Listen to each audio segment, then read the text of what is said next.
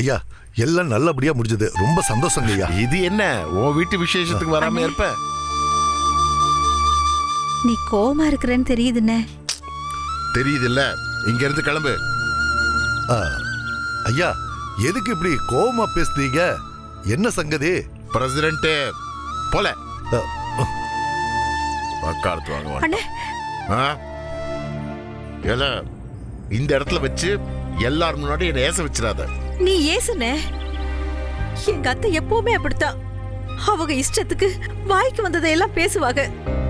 அத நீ எதையும் மனசுல வச்சுக்காதே.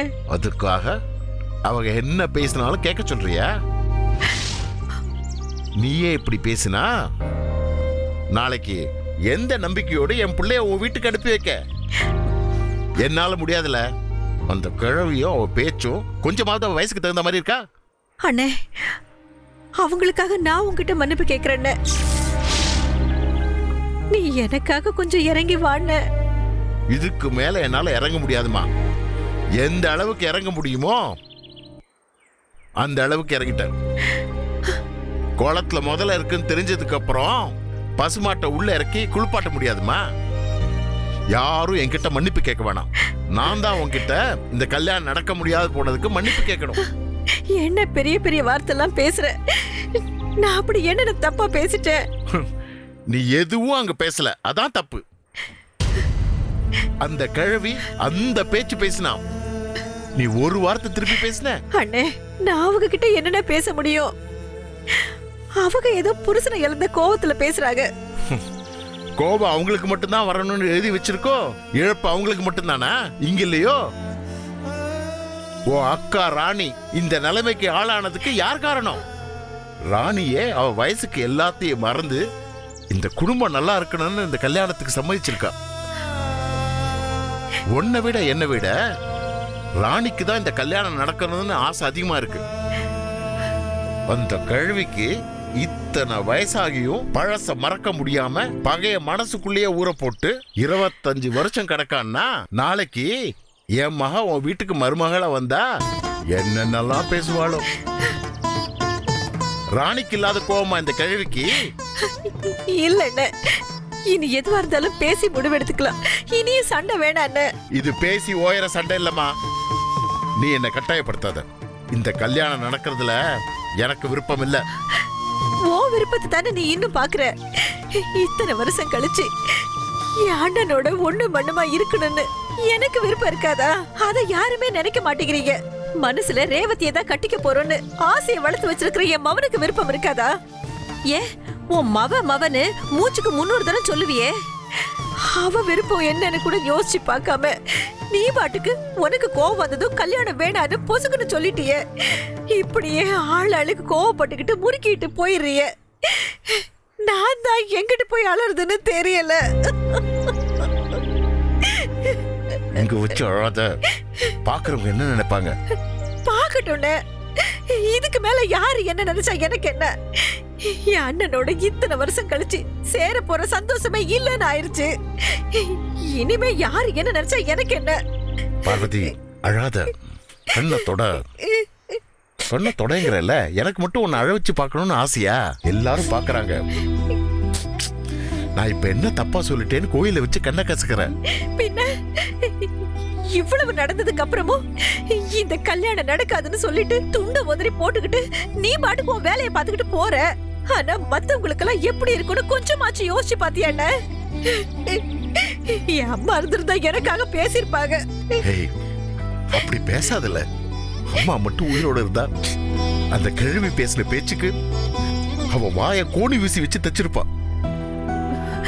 இப்ப என்ன? நீ இந்த கல்யாணத்துக்கு ஒத்துக்கணும்னா என் அத்தை வாய கோணி ஊசி வச்சு தைச்சாதான் நீ ஒத்துக்குவியா?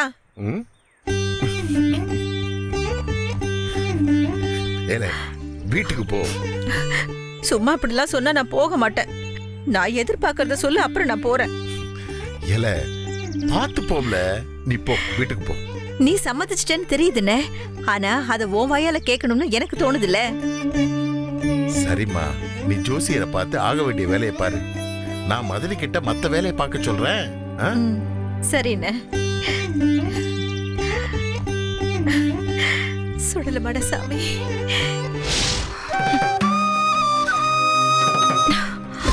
என் குடிய கெடுத்த கொலகார பையில கொண்டு வந்து என் கண்ணு முன்னாடி நிக்க வச்சிருக்கானே.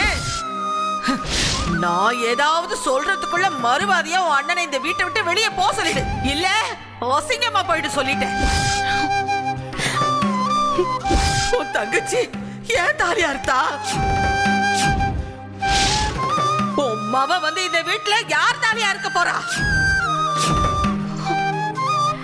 ஏலே வீரபாண்டி, இவனெல்லாம் நடு வீட்டுல வச்சு நிக்க வச்சு பேசுற அளவுக்கு வச்சிருக்கீங்கள, ஒருவளை எடுத்து ஒரே விட்டு வெட்டல.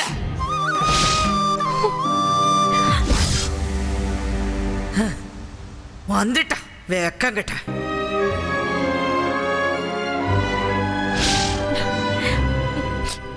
ரேவதி, வா சாப்பிட போலாம் வா. எனக்கு பசிக்கலம்மா. ஏண்டி நேத்து மதியத்துல இருந்தே உனக்கு பசிக்கலையோ? வேண்டானா விட்டுருங்களேம்மா. இப்ப என்ன ஆயிப்போச்சு? மனசை தடப்படுத்திக்க. வந்து ஒரு வாய் சாப்பிடு வா. ஏன் சாப்பாடு வேணாங்கிற? நான் சாப்பிட்டேன்ப்பா. என்ன சாப்பிட்ட? உருளைக்கிழங்கு பொரியலும் சாம்பார் சாதமும் சாப்பிட்டேன்ப்பா. ஓ சரி, ஒரு தட்டுல சாம்பார் சாதமும் உருளைக்கிழங்கு பொரியல் எடுத்து வை. சாம்பார் சாதமும் உருளைக்கிழங்கு பொரியலுமா? நம்ம வீட்ல இன்னைக்கு தயிர் சாதமும் ஊறுகாய் மட்டும்தான், வேற எதுவும் செய்யல. பாப்பாக்கு மட்டும் கொடுத்துருக்க? உங்க பாப்பா நேத்து மதியத்துல இருந்தே சாப்பிடல. ஏன் பாப்பா சாப்பிடல? சரி, வெளியே போய் சாப்பிடலாமா? இல்லனா பிரியாணி வாங்கிட்டு வர சொல்றேன். வேண்டாம்.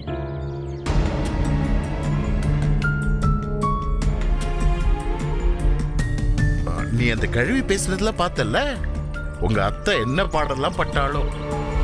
அதே வீரபாண்டிக்கு ஒரு பொண்ணு இருக்கு. அந்த பொண்ணை நம்ம வீட்டுக்கு அனுப்பணும்னா அவன் எவ்வளவு யோசிப்பான். அதாண்ட அப்பாவும் யோசிச்சேன். பாப்பா, அந்த கிழவிய சமாளிச்சிருவல்ல?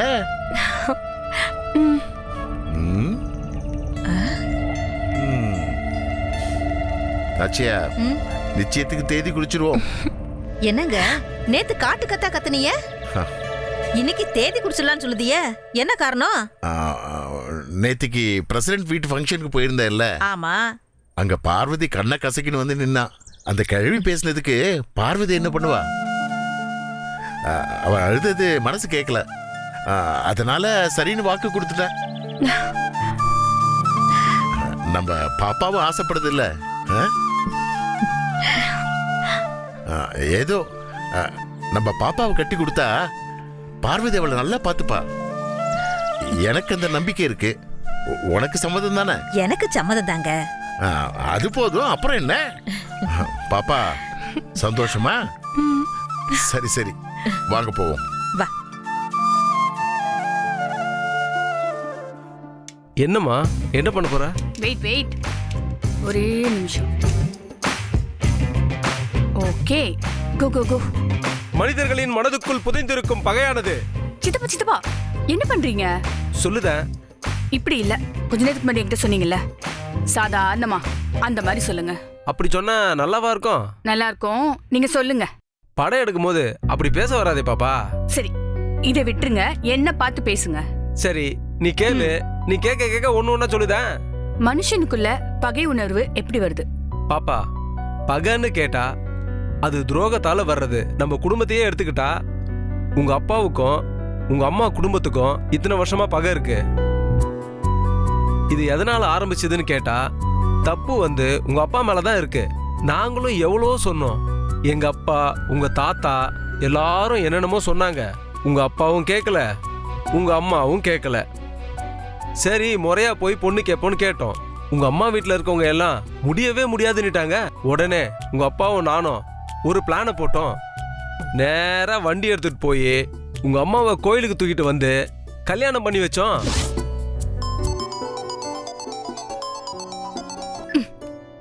சொல்லுங்க சித்தப்பா. என்ன, டேப்பு முடிஞ்சிருச்சா? இல்ல சித்தப்பா, சொல்லுங்க. ரைட்டு. எதுல விட்டேன்? கோயில தூக்கிட்டு போய் கல்யாணம் பண்ணிட்டீங்க. சரி, எப்படியும் மாலையும் கழுத்துமா வந்தா ஏத்துக்குவாங்கன்னு உங்க அப்பா வீட்டுக்கு போனா, அங்க போய் பார்த்தா யாருமே இல்ல. சரின்னு சொல்லி திரும்பி நம்ம வீட்டுக்கு வந்தா, இங்க வந்து பார்த்தா தான் தெரியுது எங்க அப்பாவை செல்லத்துற பையன் வெட்டிட்டான். அதான் எங்க அப்பா, உங்க தாத்தா. சாரி சித்தப்பா, சொல்லுங்க சொல்லுங்க. யாரு செல்லத்துற? செல்லத்துறை வந்து உங்க மாமா இருக்கார்ல ஆதிமூலம், அவரோட முத தங்கச்சி ராணியோட புருஷன். உனக்கு ராணிய தெரியுமா? பாத்திருக்கியா? பாத்திருக்க வாய்ப்பில்ல. அன்னைக்கு கடத்தருல வண்டியை தள்ளி விட்டு உரண்டை எடுத்தானே. ஆமா, அந்த அழகு. அவனோட அம்மா தான் ராணி, அப்பா செல்லத்துறை. அவங்க தான் உசுப்பி விட்டுருப்பாங்க நான் நினைக்கிறேம்மா. அவன் வந்து உன் தாத்தாவை வெட்டி போட்டான். எனக்கு கோவம்னா கோவம், எப்படியாவது அவனை வகுந்துடலாம் தான் போனேன். ஆனா அவன் ஆள் இல்லை. தேடி பார்த்தேன். சரி என்னைக்காவது மாட்டுவான்னு பார்த்துக்கிட்டே இருந்தேன். ஒரு நாள் சிக்கனாம்பார் தனியா மதுரைக்கு போயிட்டு பிளஷர்ல வரான்னு தகவல் வந்தது. பிளஷர்னா? பிளஷர்ன்றது காரு பாப்பா, பிளஷர் காரு. ஓ, பிளஷர். ஓகே.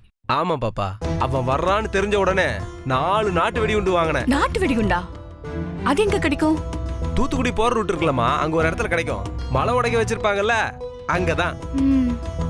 ஒரு நாள் உன்னை கூட்டிட்டு போய் காட்டுறேன். அந்த வெடியை வாங்கி வச்சுக்கிட்டு அவன் வர்ற வழியே பாத்துக்கிட்டு இருந்தேன்.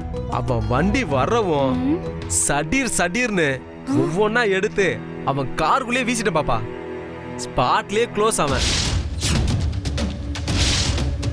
உங்களுக்கு போலீஸ்லாம் பிடிக்கலையா? நம்மள எப்படி பிடிக்க முடியும்? நம்மளால பிடிக்க முடியாதுல்ல.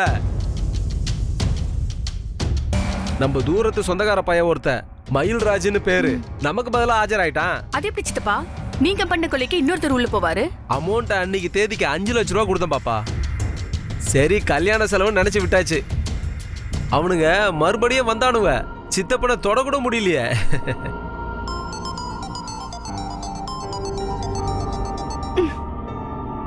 பாப்பா அந்த அலாரத்தை ஆஃப் பண்ண வேண்டியதானே பாப்பா?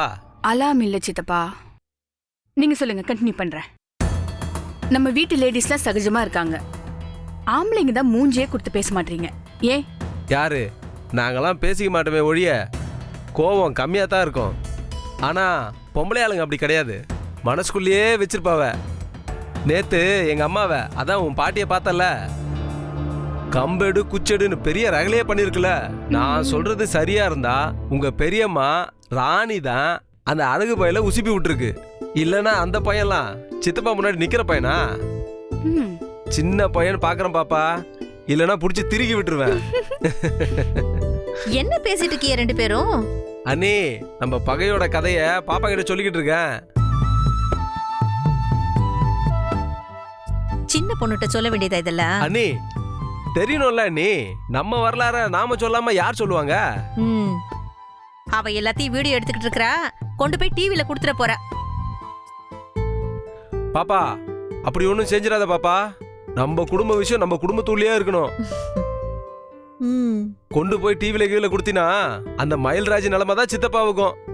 கொடுத்தாலும் உங்க ஃபேஸ் மட்டும் ப்ளர் பண்ணிடுறேன். பாப்பா பிளர் என்ன கிளர் என்ன மொத்தமா அழிச்சிடு. பார்க்கலாம் பார்க்கலாம். என்ன பாப்பா இப்படி சொல்லிவிட்டா? அண்ணி நீங்களா சொல்லுங்க. சொல்லுதே, கீழே உங்க வீட்டுக்காரி தேங்காய் உடைக்க தேடிக்கிட்டு இருக்கா, போங்க. பாத்தியா பாப்பா, ஒரு கொலை பண்ற ஆளு கொடுக்கற மரியாதைய தேங்காய் உடைக்க கூப்பிடுறாவ. சரி பாப்பா வரேன்.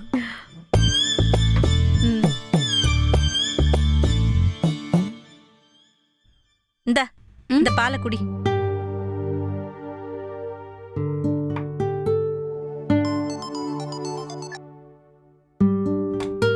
ஏய், எத்தனை தடவை கட் பண்ணி விடுறேன்? திரும்ப திரும்ப கால் பண்ணிட்டே இருக்க, உனக்கு அறிவே இல்லையா? மெசேஜ் பண்ண பார்த்தாதா போன் போட்டு என் உயிரை வாங்கணுமா?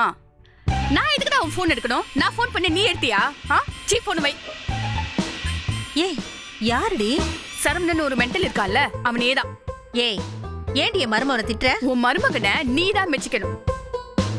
ஆளுதான் எருமை மாடு மாதிரி வளர்ந்துருக்கானே தவிர அறிவு கொஞ்சம் கூட இல்லம்மா அவனுக்கு. ஏன்? பாடி பில்டருக்குலாம் மூளை சின்னதாயிடுமா என்ன? சும்மா இருக்கியாடி? பின்ன என்னம்மா, நேத்து அவ்வளவு பிரச்சனை நடந்திருக்கு. அவங்க வீட்டுல என்ன நடந்துச்சுன்னு கேட்க போன் பண்ணா ஒரு வாட்டி கூட போன் எடுக்கலாமா? நாமளே பேசி பிரச்சனையெல்லாம் முடிஞ்சதுக்கு அப்புறம் தேங்க்ஸ் சொல்ல வரான் லூசு பையன். ஏய் அவனை போட்டு ஏண்டி திட்டிக்கிட்டு இருக்கற? நான் போய் பேசினதுக்கு காரணமே அவன்தான். அவன்தான் எங்க அண்ணன் கோயில இருப்பாக, போனா பேசலாம், கூடவே பிரியாவும் கூட்டிட்டு போங்கன்னு சொன்னான். பிரியா யாரா இருந்தாலும் கரெக்டா பேசிடுவா. நீ அப்படியாக்கும் இப்படியாக்கும்னு அவன் உனக்கு புகழ் பாட்டு வேற பாடினான். நீ என்னடான்னா அவனை போய் திட்டிக்கிட்டு இருக்கிற? போன போட்டு மன்னிப்பு கேளு போ.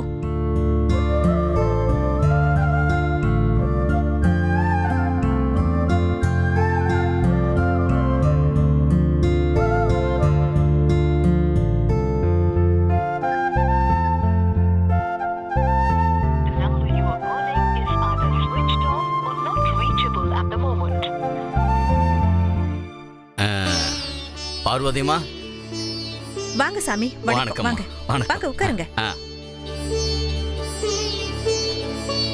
நீங்க உட்காருங்க சாமி, நான் இந்த வந்துடுறேன்.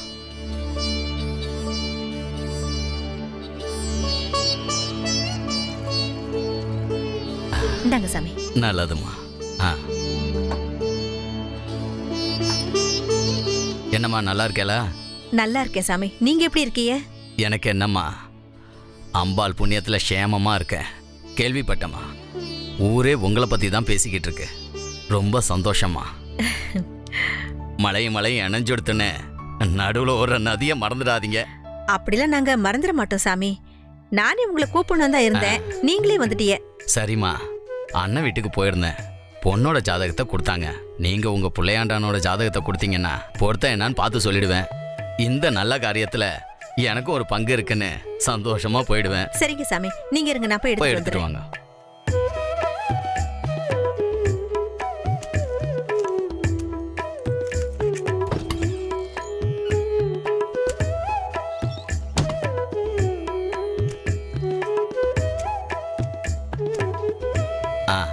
குடுமா.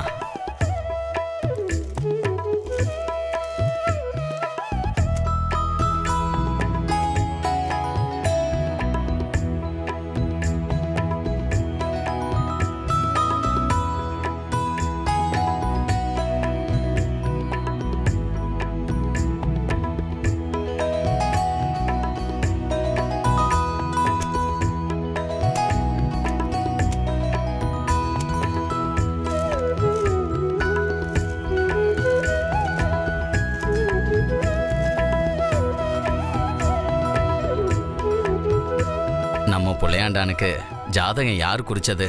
குற்றாலத்துல காளியப்பன் ஒரு சாமி எழுதுனது. ஓஹோ, அப்ப சரியாதான் இருக்கும். ஏன் சாமி, என்னாச்சு? பொண்ணுக்கு மாங்கல்ய தோஷம் இருக்கு. 2 ஜாதகமும் சுத்தமா சேரலமா. இந்த 2 ஜாதகக்காரர்களுக்கு இணைஞ்சா மாப்பிள்ளையோட உயிருக்கு இழப்பு ஏற்படும். என்ன மன்னிச்சிருங்கம்மா.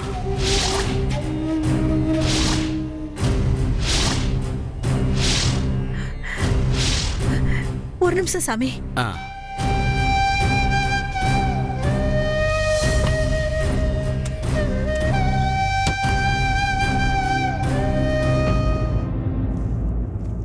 அப்போ நான் வரேம்மா. சாமி, இதை வச்சுக்கங்க.